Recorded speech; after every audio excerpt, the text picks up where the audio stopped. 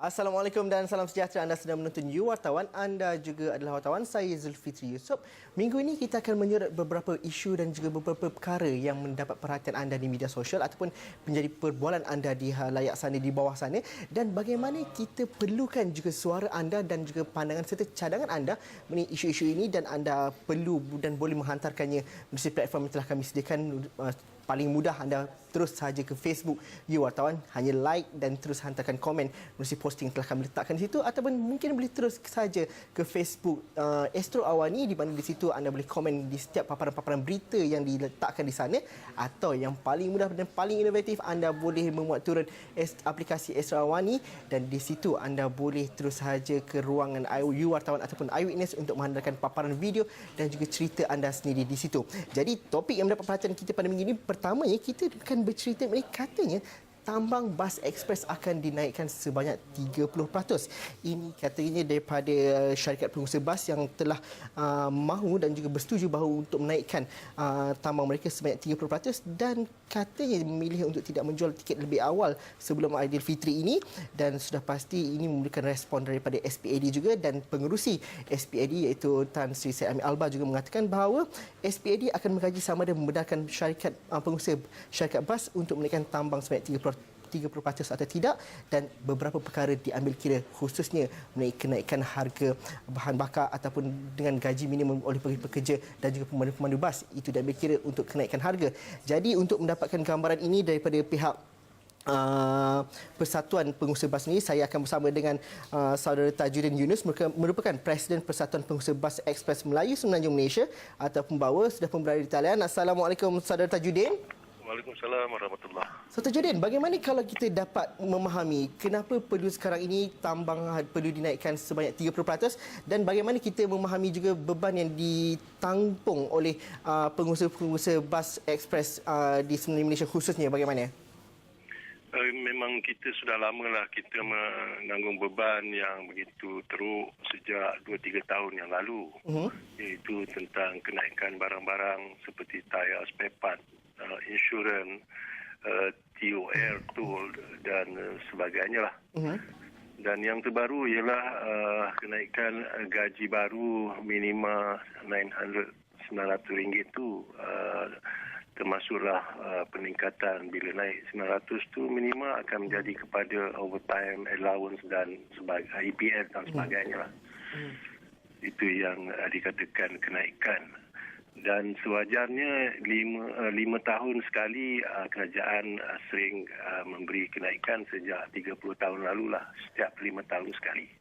Bagaimana kita memahami juga kalau di musim-musim perayaan khususnya, sudah pasti bagaimana kenaikan harga ini tidak membebankan pengguna khususnya menjelang Aidilfitri ini, dan bagaimana juga kita dapat sebagai pengguna pun kita nak tahu juga cerita daripada pengusaha bas, bagaimana bebanan yang ditanggung oleh pengusaha bas khususnya di musim perayaan ini. Katanya mungkin kalau daripada bilangan yang bas untuk ke kampung ataupun ke destinasi balik kampung itu mungkin tidak ada masalah, tapi ada masalah daripada segi haluan yang sebaliknya pula. Bagaimana situasi itu dapat difahami oleh pengguna pada hari ini?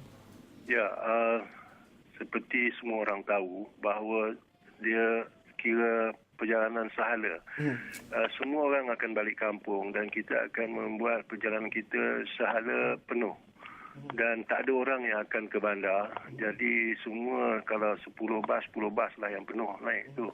Dan kita akan naik balik 10 bas ke bandar balik untuk mengangkut tiket-tiket yang telah dijual tu, dan balik akan mendapati bas tu kosong ataupun kekurangan penumpang. Yang itu yang lazim berlaku lah. Sejauh mana rundingan dilakukan dengan pihak SPID khususnya bagi mendapatkan situasi menang-menang dan juga mencari penyelesaian yang mungkin dalam jangka masa panjang, khususnya dalam isu tambang Bas Ekspres ini, saudara Tajudin? Ya, memang dah lamalah kita bincang, dah 2-3 bulan ini. Memang SPAD telah meminta kita membuat permohonan, kertas kerja dan sebagainya tentang apa yang dimaksudkan kenaikan kos yang kita tanggung selama ni. Tapi kita pun telah berbincang dari bulan minggu ke minggu dengan pihak SPAD. Dan semalam pun saya ada berjumpa dengan pihak SPAD tentang perkara ni. Tapi tentang tidak menjual tiket tu tidak berbangkitlah. Tidak Cuma berbangkit. kita minta supaya benda ni diberilah pertimbangan kalau boleh. Jadi tak ada isu kata tidak akan menjual tiket lebih awal untuk tiket-tiket pulang ke Aidilfitri dan sebagainya? Normally kita akan jual tiket 1 month before pasal kita tidak mahu orang beli tiket besok dia kata tak jadi ataupun nak minta tiket ditukar tarikh dan sebagainya lah. Normally kita jual 1 month before. Senang kita dalam sistem kita buat kalau bulan 7 tu kita jual lah untuk bulan 8. Kan mudah begitu.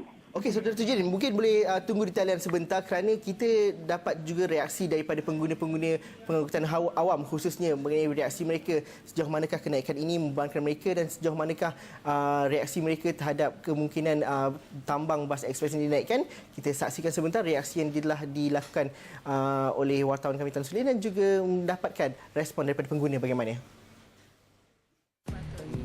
Pada saya tak setuju lah. Because saya pun every month pun memang travel dari Pening KL. So dengan gaji yang ada sekarang pun nak compare dengan kalau naik dengan 30% saya tak setujulah. Sebab kalau dengan kos hidup pun meningkat juga, kalau dengan tiket bas pun naik 30%, kira tak membebankan lah. Tak setuju kot. Like if the service gets better then okay lah tambah harga. But then if the service is still the same, kenapa nak naikkan harga? Dah 30% banyak sangat kot. Kurang sikit. Dalam 20 or 10% would be better kot. Like 30% is quite drastic maybe. Sekarang semua dah okey dah. Cuma jadual perjalanan lah kena pancul. Kalau nak naik 30% kena sampai tepat pada waktu lah.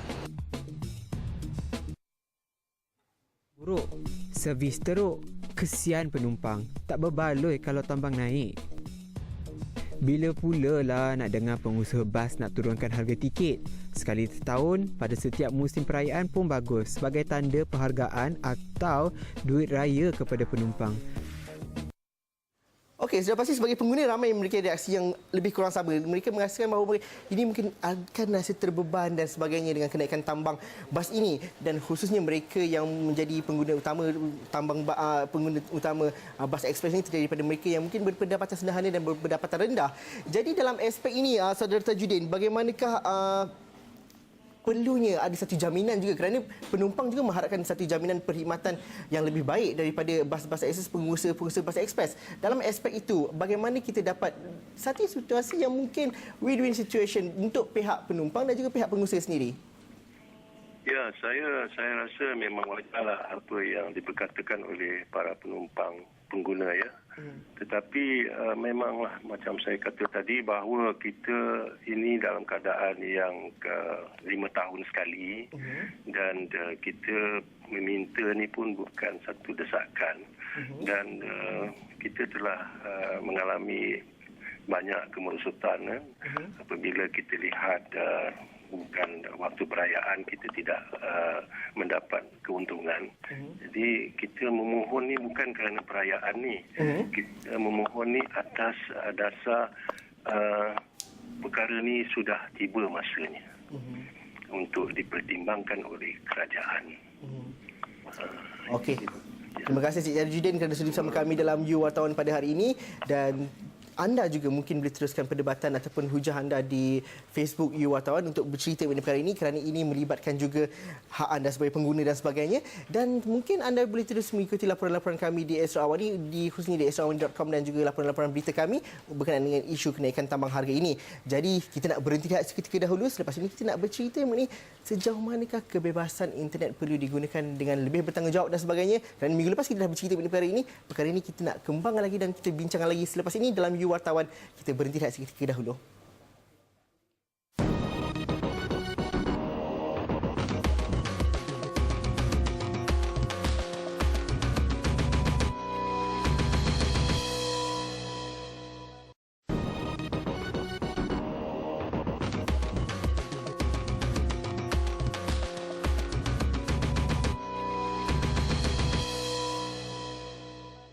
Okey, bertemu lagi kita dalam You Wartawan, anda juga adalah wartawan. Minggu lepas kita ada membawakan topik mengenai sejauh manakah kebebasan internet perlu dikawal dan sebagainya. Dan itu adalah antara topik yang dipaparkan di astroawan.com, di mana pandangan anda diperlukan di situ. Dan pada minggu ini juga Perdana Menteri ada mengatakan bahawa antara lain menjadi kegusaran ialah sejauh manakah benarnya portal berita untuk dilesenkan dan sebagainya. Dan Perdana Menteri ada membuat kenyataan bahawa tidak dilesenkan portal-portal berita di negara kita ini. Mungkin kita tidak mengikut jejak langkah dan negara jiran kita. Tetapi apa yang lebih penting katanya ialah kebebasan suara perlu sesuai dengan identiti jati diri Malaysia dan sinonim dengan budi bahasa dan sebagainya. Jadi kita mungkin boleh saksikan paparan ini sempena dengan malam majlis kewartawanan minggu lepas pada minggu ini, dan kita saksikan laporan ini yang telah disediakan. Najib juga menggesa pengamal media berpegang dengan pendirian mulia supaya ruang demokrasi dapat berfungsi sebaiknya. Ia dapat mengelakkan mereka daripada menyimpang dan menyalahgunakan kuasa. Untuk itu, beliau melontarkan cadangan kepada rakyat sendiri bentuk kawalan positif yang boleh dilakukan. Kepada rakyat dan kalangan pengguna media sosial untuk mencadangkan apakah bentuk kawalan positif yang perlu kita laksanakan bagi memastikan nilai kebertanggungjawaban itu wujud dan maklumat yang disampaikan adalah tidak melanggar sebarang undang-undang. Jelasnya cadangan yang dikemukakan itu biarlah tidak bercanggah dengan Akta Komunikasi dan Multimedia serta Rang Jaminan MSC Malaysia yang menegaskan tiada tapisan terhadap internet. Tambahannya, tuntutan kebebasan bersuara di negara ini bukan sahaja berpunca daripada kesan globalisasi tetapi turut dirangsang akses kemudahan internet, peningkatan taraf sosioekonomi dan tahap pendidikan. Tegasnya, untuk itu rakyat harus mampu memanfaatkan kebebasan bersuara dengan menyalurkan maklumat tepat dan tidak mengelirukan. Beliau berkata demikian pada Majlis Penganugerahan Hadiah Kewartawanan Malaysia Institut Akhbar Malaysia MPI Petronas 2012.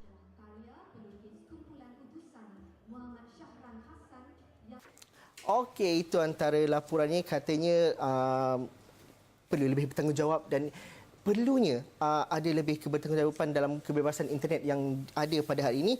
Dan kalau anda dapat lihat juga laporan astroawan.com juga, Menteri Penerangan dan juga Komunikasi mengatakan bahawa kerajaan akan terus mendukung dan juga melindungi prinsip kebebasan bersuara dan tidak akan tunjuk tekanan dan sebagainya. Dan bagaimana ini dapat dilakukan dengan lebih baik sebenarnya, dan itu untuk kita bercerita mengenai perkara itu, saya bersama dengan saudari Eza Hasrina Kamarudin, merupakan pemimpin program dan juga pensyarah komunikasi Fakulti Komunikasi dan Penyiaran Lim Kok Wing University Creative Technology. Hello Eza. Hello Eza. Eza, kalau kita bercerita mengenai kebebasan internet pada hari ini, salah satu perkara yang hangat diperkatakan ialah wajarkah portal berita dilesenkan dan sebagainya, dan itu sudah dijawab pertanyaan itu. Tapi dalam aspek yang lain, bagaimana kita melihat kebebasan media, khususnya media sosial hari ini juga menuntut satu cabaran baru, kerana Eza seorang pensyarah komunikasi, pensyarah kepada bakal-bakal wartawan-wartawan yang bakal keluar di masa akan datang. Jadi bagaimana cabaran itu ditanggalas oleh wartawan-wartawan yang akan datang? Kerana hari ini semua orang boleh jadi wartawan. Tapi apakah nilai dan juga yang perlu dibawa oleh wartawan pada hari ini? Kerana kita perlukan juga kesahihan dan juga kredibiliti sesebuah laporan itu. Bagaimana Iza? Ya, saya setuju dengan isu yang dibincangkan hari ini, di mana kita boleh tengok internet ni sebagai platform yang paling mudah untuk orang-orang awam menyampaikan pendapat. Tapi personally saya rasa freedom ni, orang kata kebebasan ni sometimes overrated. Kerana bila kita cakap pasal kebebasan, kenapa kita perlukan undang-undang, betul tak? Ya. Jadi perlu ada batasan, kerana kita boleh tengok internet ni sebenarnya orang kata window of the world, cermin kepada dunia, di mana informasi serta penyelesaian yang diutarakan disampaikan kepada orang awam untuk dipertimbangkan. Jadi melalui reaksi orang awam terhadap isu yang disampaikan di normal media, di mass media yang biasa, pihak berkuasa ni dapat menilai sejauh mana sokongan serta kritikan diberikan kepada penyelesaian yang dicadangkan. Jadi lebih mudah lah kan? Tapi di sini ketelusan tu memainkan peranan penting. Jadi jika informasi yang penting tu disembunyikan ataupun dimanipulasikan, maka orang awam akan beralih pada alternatif media. Ya, di mana platform internet ni adalah tempat ramai netizen yang menyumbangkan informasi kepada pengguna internet. Akan tetapi, given the reality of systemic media bias dan gatekeepers, kita ada banyak gatekeepers di sini, dan bagaimana ia membentuk cara penyampaian di dalam mainstream media, ramai yang merasakan informasi yang diperolehi itu tidak telus. Jadi mereka beralih kepada alternatif media, which in this case is the internet, ya, netizen tadi. Iza, kalau kita bercerita mengenai netizen itu sendiri, bagaimana hari ini kita tengok masyarakat begitu vokal untuk menyuarakan pandangan dan sebagainya. Tapi sejauh manakah ramai yang mengatakan bahawa mungkin ada satu pertemuan, bagaimana kita nak mencari pertemuan yang lebih harmoni di negara kita ini antara bagaimana untuk menyuarakan pandangan ataupun menyuarakan sesuatu perkara, mengetengahkan sesuatu isu dengan lebih lembut caranya ataupun boleh diterima dengan secara ramai. Kalau dilihat daripada aspek media sosial contohnya, mungkin kadang-kadang mereka akan ada yang mengatakan bahawa terikut dengan perasaan dan sebagainya. Bagaimana kita dapat membentuk komuniti yang kalau berkongsi atau mengetengahkan satu isu itu melibatkan majoriti ataupun melibatkan kelompok yang terbanyak supaya ianya sesuai untuk dipaparkan dan dikongsikan bersama? Okey, di sini kita lihat bagaimana bentuknya. Kita dapat lihat bahawa ramai yang baca ataupun tengok berita to know who get caught, bukan pasal kita nak tahu apa terjadi, because basically kita dah tahu what is the issue surrounding so at this point of time selalunya kita nak tengok siapa yang kena, dan bila kita cakap tentang ketepatan masa, semua orang akan terus refer pada internet, ya, tapi impak dia sangat besar di sini kerana bila orang awam pergi ke internet, selalunya berita dalam internet tu dia pelbagai, terlalu banyak. Dia tiada, apa saya cakap tu, tiada guidance di situ, ya, kerana semua orang boleh jadi wartawan kan. Okey, jadi di situ kebanyakan netizen ni ruled by emotion. Jadi bila saya Iza, kita nak berhenti rehat seketika dahulu. Saya nak teruskan pandangan Iza selepas ini. Kerana orang berkata bahawa kalau di media sosial contohnya, mereka yang berusia seawal 10 tahun boleh menggunakan Facebook dan sebagainya dan boleh berkongsikan macam-macam perkara dan sebagainya. Dan mungkin kita melihat kepada kehadapan, mungkin bukan kawalan undang-undang yang perlu dilakukan, tapi mungkin juga perlukan pendidikan ataupun perlukan satu garis panduan yang lebih menyeluruh dalam penggunaan media sosial di negara kita. Itu mungkin kita bincangkan selepas ini, Iza. Kita berhenti rehat seketika dahulu, ya. Okey. Baik.